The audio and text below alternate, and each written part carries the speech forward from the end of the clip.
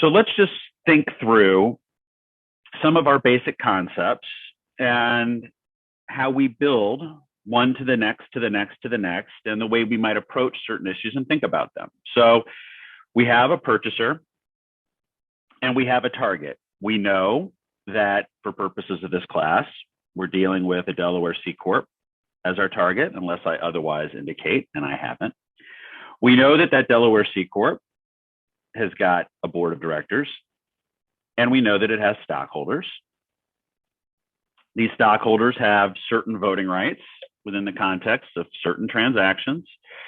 And we know that the board under Section 141 of the Delaware General Corporation Law is endowed with vast authority and power to oversee the business and affairs of the corporation. What I'm going to do is I'm going to give you an additional fact, and I'm going to tell you that this is a public company, okay? So we are dealing with a public company target with a board, of course, and with stockholders. Now what I'm going to do is I'm going to tell you that P for purchaser, is interested in acquiring target. Okay, so we know from the beginning of the semester that we have three primary categories of total acquisition. We have the asset deal, we have the share purchase transaction, and we have the merger, right? If we're seeking total acquisition. We're going to cross off the asset deal because I gave you the fact that this is a public target. And as a consequence, we just know that it's so complex and so logistically challenging that it's not a very attractive deal structure. But it is a statutory deal structure, and it is available to us in other contexts, specifically when we're dealing with a private target. We're also going to knock off the share purchase approach. And here, share purchase meaning an effort to acquire 100% of the outstanding ownership interest. In other words, all of the shares held by target shareholders. That too is logistically unfeasible because we're dealing with a public corporation where shareholdings are disparate and widely held. However, in a private target context where the stockholder base is limited and relatively contained and connected and affiliated, that can be a great way to go. It's non-statutory. We don't need to go through the target board. We can go directly to the stockholders and get it done cleanly and quickly. So by process of elimination, if nothing else, that leaves us with a merger transaction. We know that we can do a forward merger, and that would be target merging with and into buyer, the purchaser. In a forward merger, the purchaser would be the surviving corporation. The target would be the disappearing corporation. And unless this is a short form merger, and it's not because I haven't suggested to you that it is, we know that we need the approval of the target board and the target stockholders to consummate this transaction. It's a forward merger. Alternatively, we could structure this in such a way that the purchaser sets up an acquisition sub, as they often do.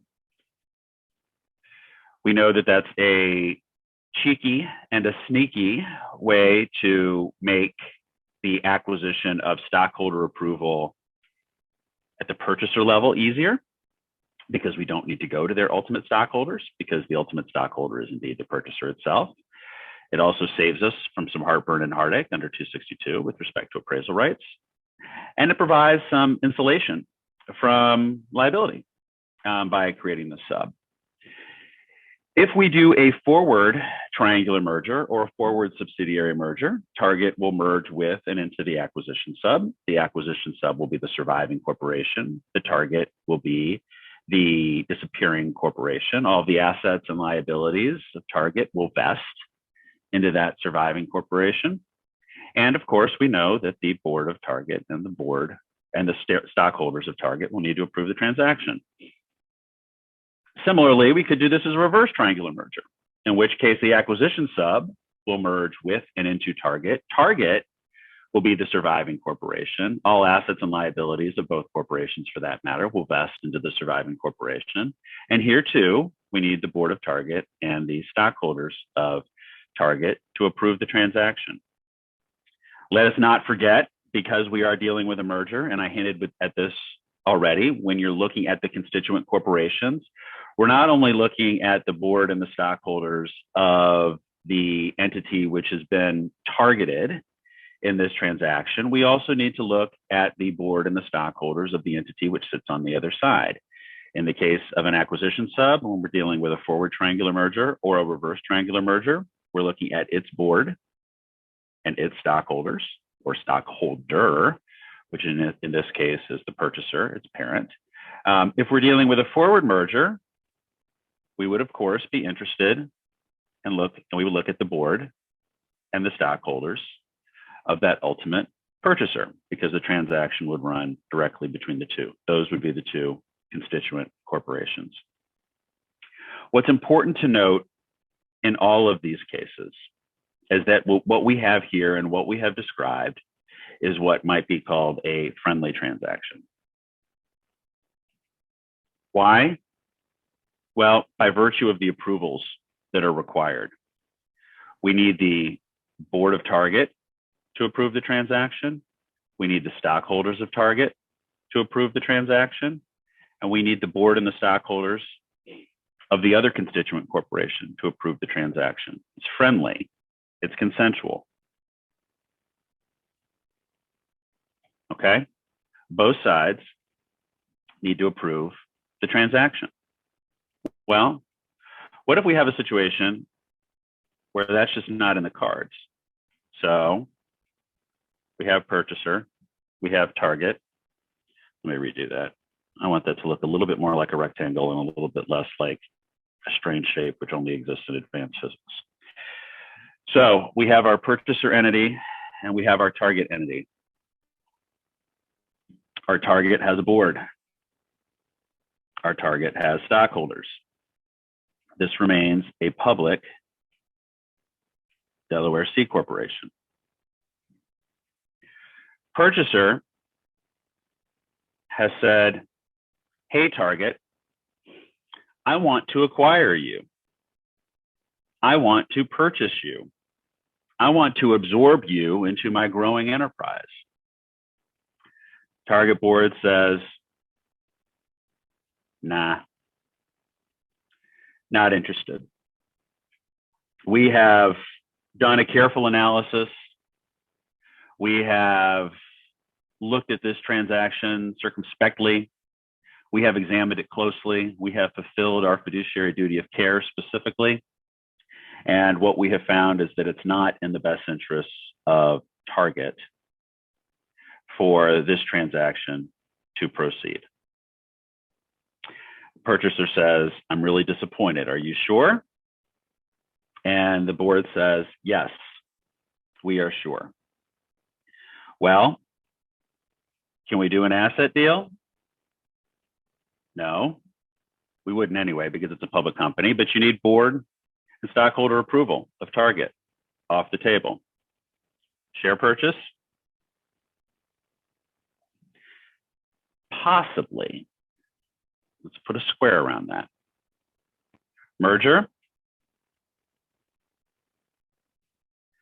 Not immediately, but possibly. Let's put a square around that. Why or how? How can purchaser accomplish its goals if it has a board which is resistant, and in theory, it could potentially go to the shareholders through a non-statutory form and seek to acquire Target by means of a share purchase, but to acquire 100% ownership by virtue of a share purchase transaction when you're dealing with a public company, as we've expressed many, many times over the course of the semester, is just not feasible. So what tools or techniques are available to purchaser when at the moment, non-statutory means of the share purchase seems to be off the table, and the statutory means of the merger and the asset deal are also off the table? Well, first things first, what purchaser can seek to do is purchaser can seek to acquire shares of Target. Okay, so purchaser is becoming a stockholder. If purchaser acquires enough shares, purchaser will exceed that 5% threshold. They will need to file a Schedule 13D to alert the board and the other stockholders of Target as to what they're up to. Do we think we're going to know with precision and specificity? No. Do we expect that they'll throw in the kitchen sink and say that they're interested in everything from a proxy contest to a tender offers to some other means of acquisition? Probably.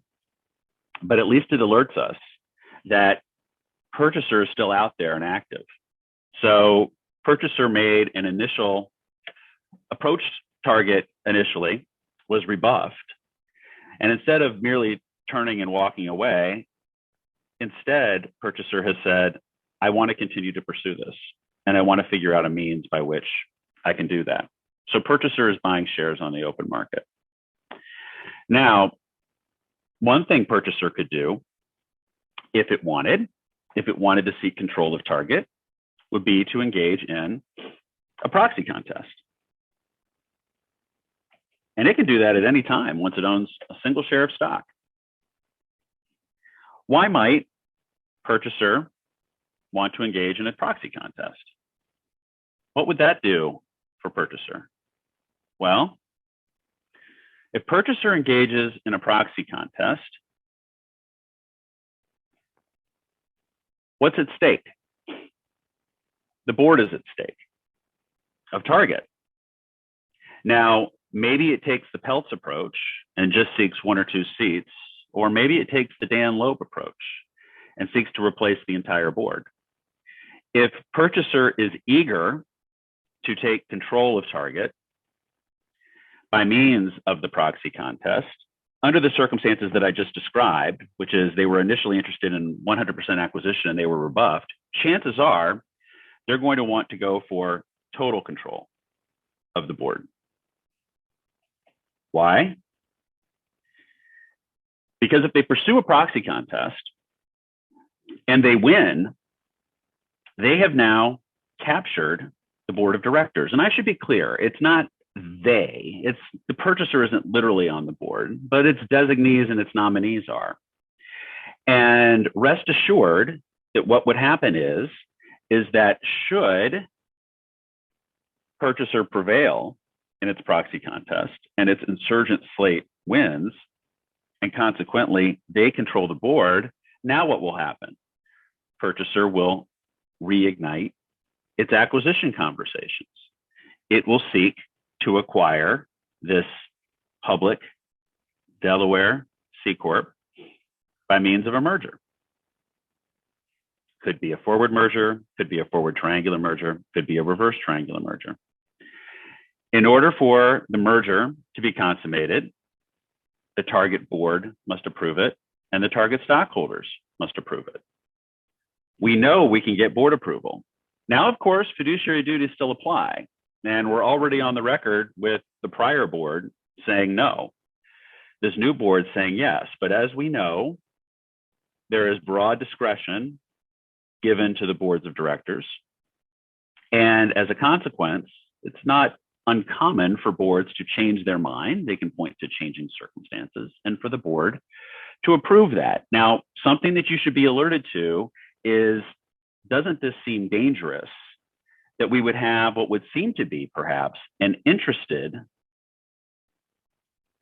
board of directors weighing in on this transaction? Do we know that they're interested? I haven't given you enough facts one way or another to know this, but it's something that you should consider and be thoughtful about, because these directors were nominated by this party over here, this purchaser, who has now decided that they want to initiate a merger transaction to acquire Target.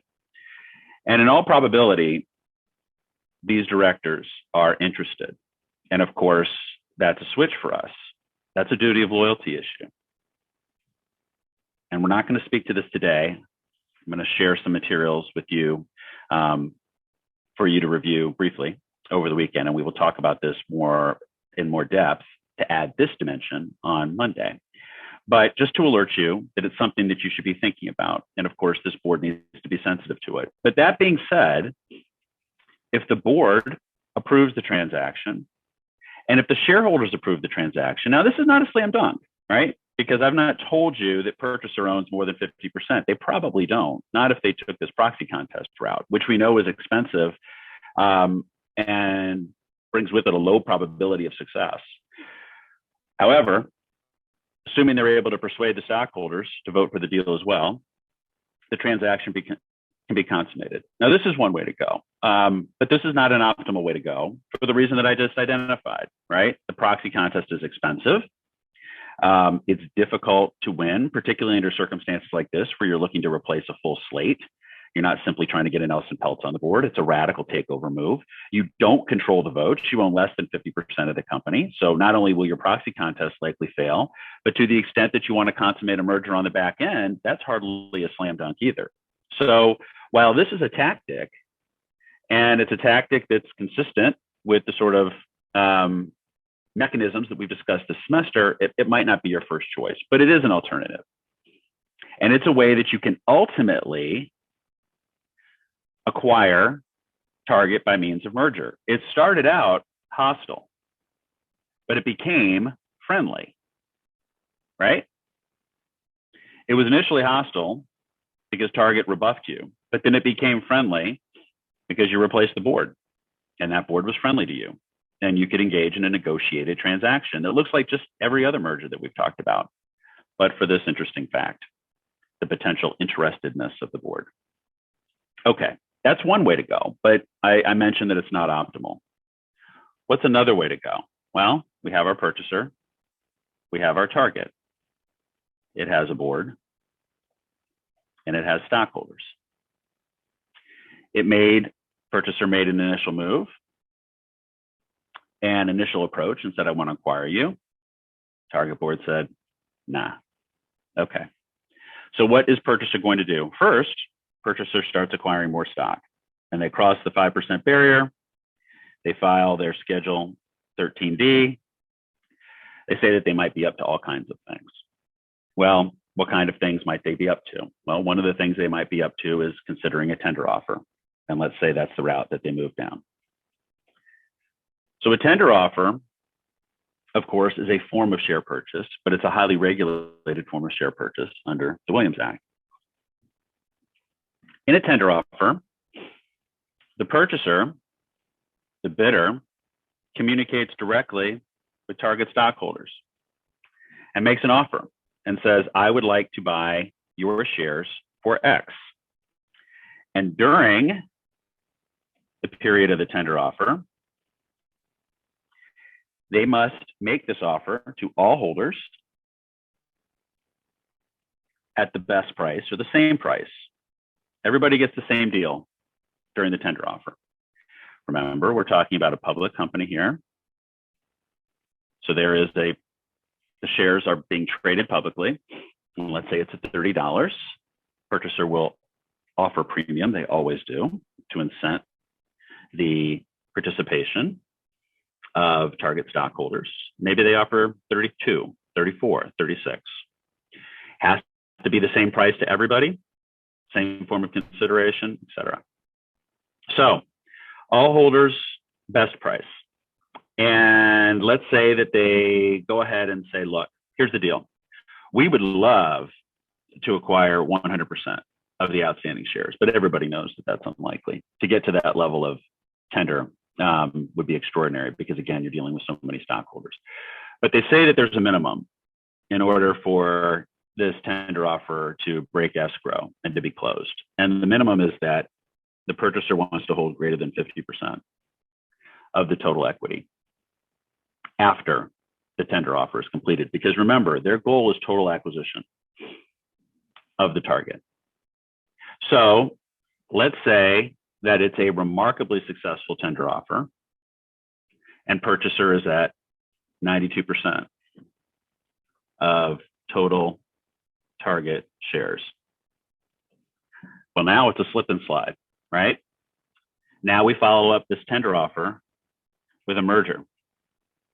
And not just any merger, a short form merger. Because we're above 90%. All we need is the board of directors, a purchaser, which is now parent, to approve the transaction. We don't need to sweat a board vote here or a stockholder vote here. Of course, it's a fait accompli anyway, because purchaser surely would have moved to replace that board, changed it out through a proxy solicitation process that they knew that they would win, holding 92% of the total votes. But they can wrap this up with a short form merger. So it's a two-step transaction. It starts with a tender offer, followed by a back-end merger. In this case, it's a short form merger. Now, what if instead of 92%, they got to 88%? Well, we talked about this yesterday. I'm sorry, we talked about this on Monday.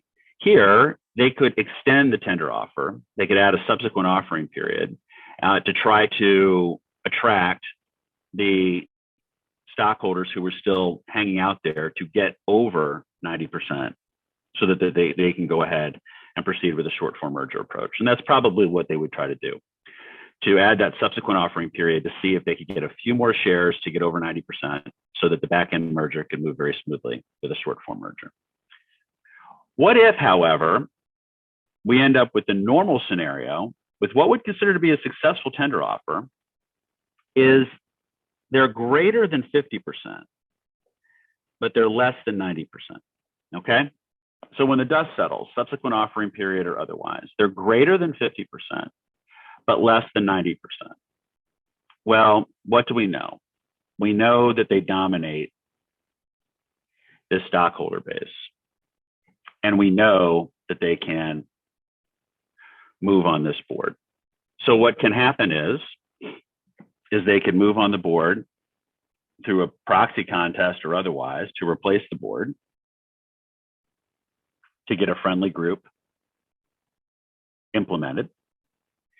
And we also know that when push comes to shove on their ultimate back-end merger offer, not only will we be guaranteed of the board vote, as we would have been through the successful proxy contest scenario, but we also know that we're guaranteed of the stockholder vote because they own more than 50%. Now, they still have to go through the process. If they're still dealing with a hostile board, even after they've had the successful tender offer, they're going to have to replace that board. They're going to have to engage in a proxy contest. They'll win. They own more than 50% of the stock, but they still have to go through they have to jump through the hoops. And then they have to go through the back-end merger process. They still need to get the board vote, but at that point it will be assured because they'll have their directors in place. They need to get the stockholder vote, which is assured because they own more than 50% of the stock, but they still need to go through the proxy solicitation process for the stockholder vote as well. Okay, you still have to comply with the rules and regulations. They don't change, and that's another step that involves a filing with the SEC. And SEC review requirements, et cetera, et cetera, et cetera. So it's the result is assured, but the process is anything but easy. But what you have and what I just described is a process that starts with the acquisition of stock. That's our beachhead acquisition. That's 13D. It leads to a tender offer, which gets them over 50%. And this is under the Williams Act, under Section 14. Then we have a proxy contest to replace target board. And then we have a merger, which is now friendly because it's negotiated and consummated between two parties that want to do a deal. And as part of this, we need to get a board vote, which we know is assured. And we have to get the stockholder vote, which requires a proxy solicitation process. And then what happens?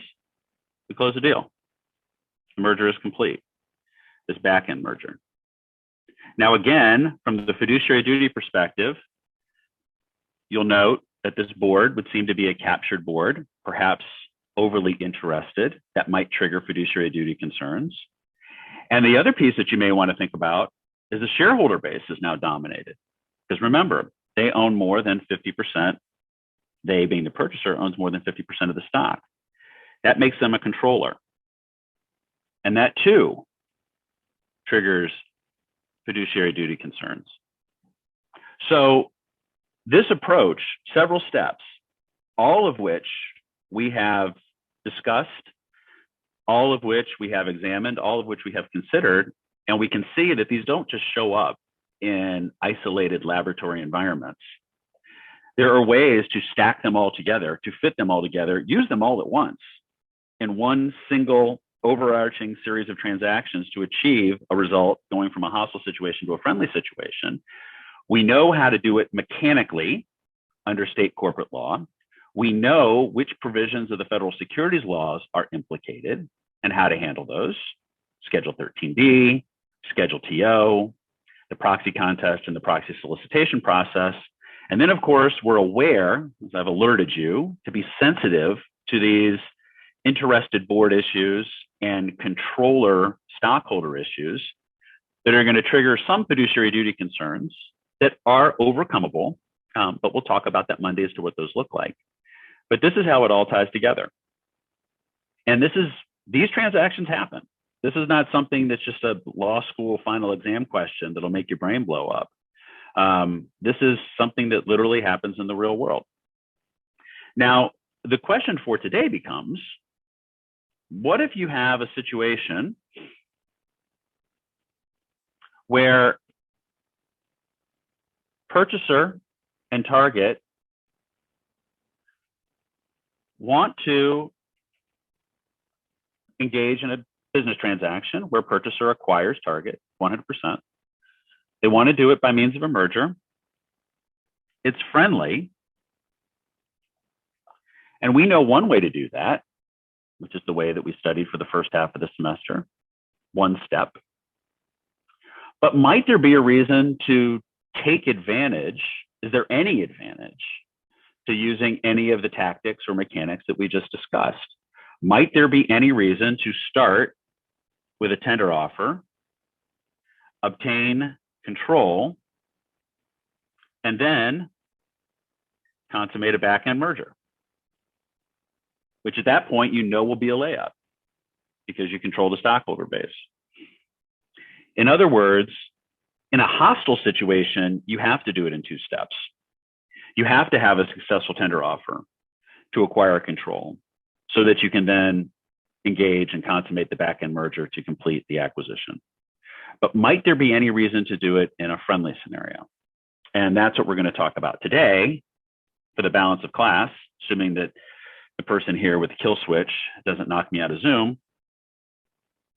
And that is section, wow, sorry about that. That is section 251H of the Delaware General Corporation Law, which specifically relates to a friendly two-step transaction. Okay, so let's get into today's materials. Aren't you proud of yourself to getting to a point where you're looking at advanced merger structures? You maybe didn't even know what a merger was 6 or 7 weeks ago. And now look at you just killing it out here on these streets. So let's just revisit, for purposes of reinforcement, what we just described and to lay the foundation and the groundwork for what we're going to talk about for the balance of the class. One-step mergers, this is what we've been talking about all semester up to this point. Okay, the acquisition is affected by merger of the target company by operation of state law, with shareholder approval, of course, and the target shareholders receive merger consideration in exchange for target shares in the plan of merger. And in fact, if I'm being truly precise, it's not exchange, remember, it's conversion. That's the jargon that we use. It's consensual, it's mutual, it's friendly. The consideration can take a variety of forms. And we have this issue of timing because we need shareholder approval. We're dealing with a public company target, so that's the proxy solicitation process that involves complying with the Exchange Act, with its rules and regulations requiring to proxy statements and whatnot. And this process takes approximately 60 to 120 days. And that can depend upon lots of things, whether it's cash only or whether securities are being offered. The reason this matters is if securities are offered, there probably is some kind of registration going on, typically on a Form S-4. Note, by the way, I don't know if we've made this clear, but the Form S-4, whenever you're talking about the registration of securities, this is the 33 Act. the Securities Act of 1933. So what could be happening in this situation is purchaser, is registering securities on a Form S-4 for use in the transaction under the 33 Act. While on the target side, its board is under the 34 Act going through the proxy solicitation process in order to obtain the necessary shareholder approval for the transaction. So both parties are dealing with the SEC, two different but related bodies of law. SEC review makes a difference. The level of intensity, the number of comments, you have to respond to those comments, you've got logistics. And then ultimately, of course, and this is the goal of a one-step merger, the buyer obtains control and 100% ownership upon consummation of the merger. Whether it's a forward merger, reverse triangular merger, or forward triangular merger, buyer obtains ultimate control. Now, what are some of the issues that we think about when we're thinking about a merger? Well, we know that we've got Hart-Scott-Rodino, and there are other regulatory approvals that can delay closing beyond shareholder approval. Remember, these are conditions to closing that we speak to within the architecture of the acquisition agreement itself. So we need HSR approval. We know we need to comply with state law. We know we need to get board approval. We know we need to get shareholder approval. What's this interloper risk? Well, the deal with interloper risk is this is a concern for purchaser. Now, thus far this semester, when we've been speaking to deal risk and relative leverage and so on and so forth, the general point of view has been that it's the seller, it's the target that's at risk during this transaction because time is the enemy, right? You have a COVID-19 pandemic made manifest, and suddenly as a retailer, you don't look as interesting or as promising as you did before. Buyer has an opportunity or may try to exercise its opportunity to wiggle out of the deal under a material adverse effect clause, a MAC clause, or otherwise. But we tend to think of deal risk from the seller side. And in practice, that's certainly the case. And you will hear that all the time, that time is the enemy of a deal. And it's in the interest of seller to push these transactions as hard and as fast as possible to avoid the risk that buyer changes its mind for any myriad reasons that could happen. Notwithstanding that, there are situations where the purchaser can be quite nervous as well. And that's interloper risk.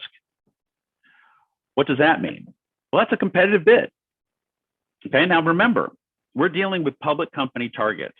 So maintaining confidentiality is virtually impossible, both just because of the number of people around the table, but also there are various rules or regulations along the way that involve public disclosure, as we've seen. And as a consequence, other parties are going to get interested. And you can bet that if party A is making a move on target, party B might say, we've been looking at target for a while too. That's a pretty interesting price. I think we can beat that. Maybe we should get in the mix. And so purchaser two, especially when you're talking about public company targets, purchaser tends to have an interest in speed as well, because they don't want to give other parties an opportunity to develop better, more competitive bids. Now, sometimes seller will have an open opportunity to consider competitive bids during the process. But as we'll see, and this may be the second to last lecture, as we'll see, even if seller doesn't have a clear opportunity under the purchase agreement to entertain third-party offers, there are various theories and opportunities under Delaware corporation laws developed by the courts where just basically in performing their fiduciary duties, they have to, even if the agreement would seem to prohibit it. If a better deal shows up, the board has to consider it within the exercise of their fiduciary duties. Now, it's somewhat constrained, as you might expect, and there are limits and fences built around that. But nonetheless, this is a real risk for purchaser that an interloper arrives and steals the deal. And so purchaser wants things to move quickly too. And this 60 to 100-day period can be a real hot bummer for them. That's a long time, 2 to 4 months to get this deal done. Is there any way that they can move things more quickly? Yes. tender offer followed by a merger, a two-step acquisition. Consideration can be cash or stock. The style can be hostile, no agreement with target, and that's what we just talked about, was the way that this two-step approach would be undertaken by hostile bidders. But what we're going to talk about here is there a situation where you might use it in connection, even in connection with a friendly deal, where a one-step process is certainly available, traditional, but might you use this tender offer followed by a back-end merger approach? Is there any reason to do that? Well, let's walk through it. What would the first step be? Well, the first step, of course, as we've discussed, would be a tender offer for control, just like in a hostile scenario, except, of course, the Schedule 14D9 that's filed by target board. Remember that? Whenever there's a schedule TO filed by the bidder, there's this requirement for the Schedule 14D9 followed by target board.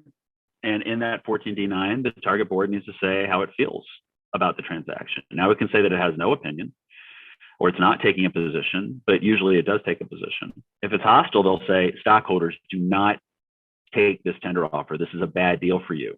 Don't participate.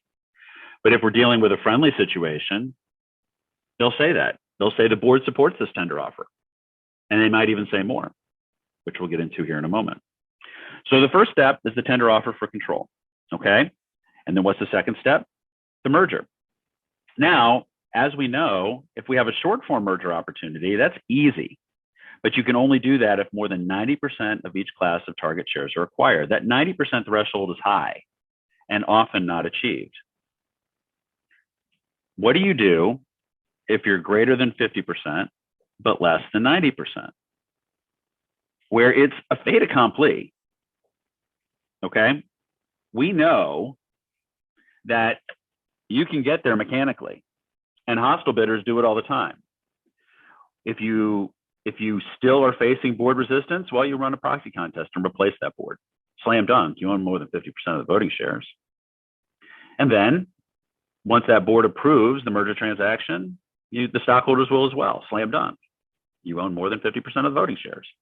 But you have to go through the proxy contest process and you have to go through the proxy solicitation process as it relates to the merger. So you're still talking 60, 90, 120, 150 days. Now, you're not so concerned about interloper risk at this point, right?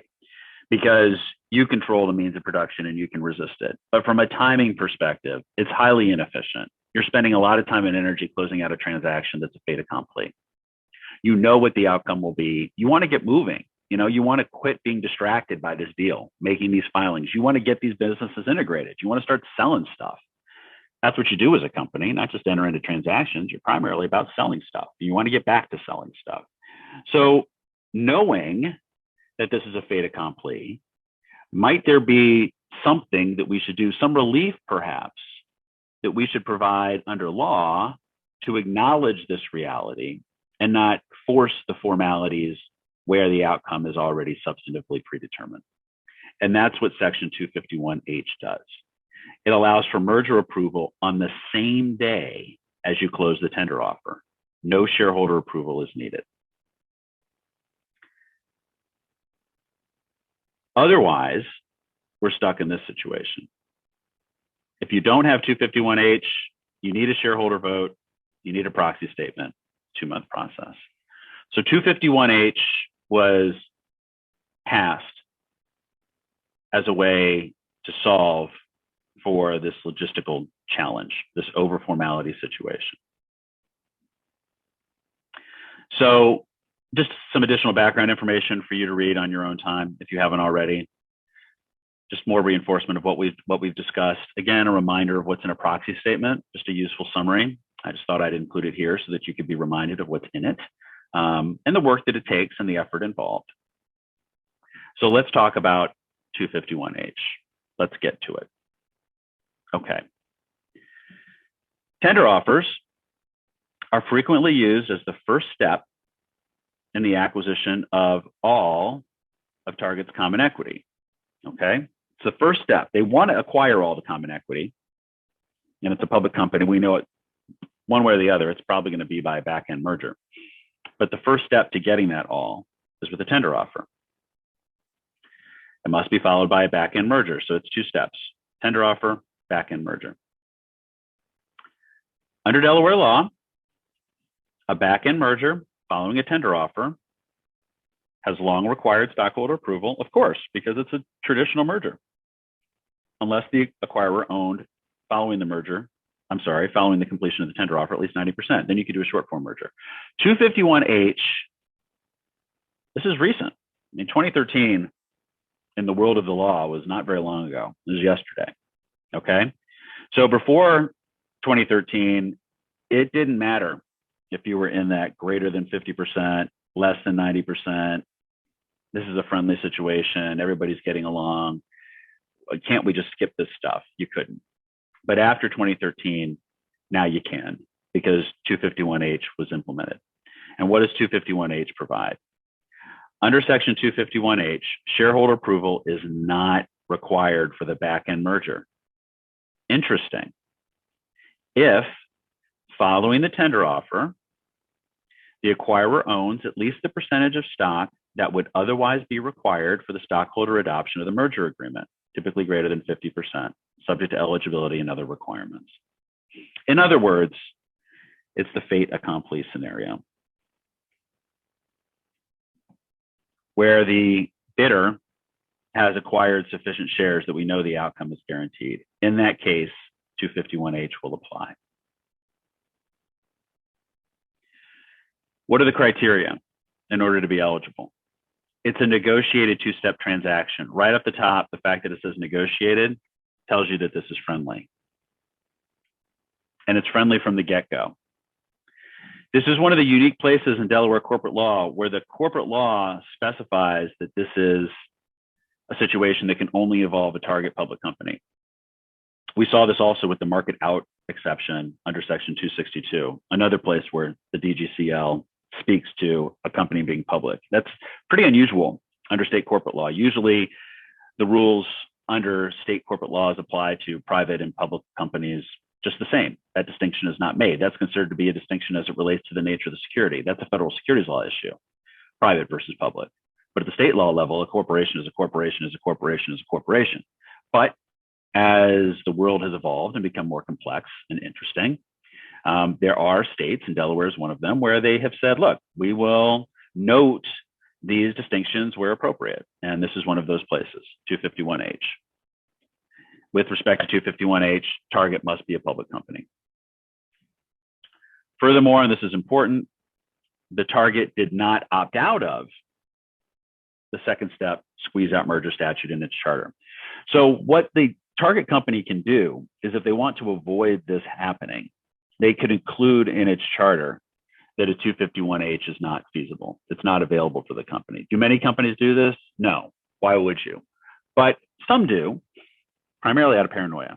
You know, does this somehow represent a sneaky way that a party could obtain control? And it's not totally far-fetched.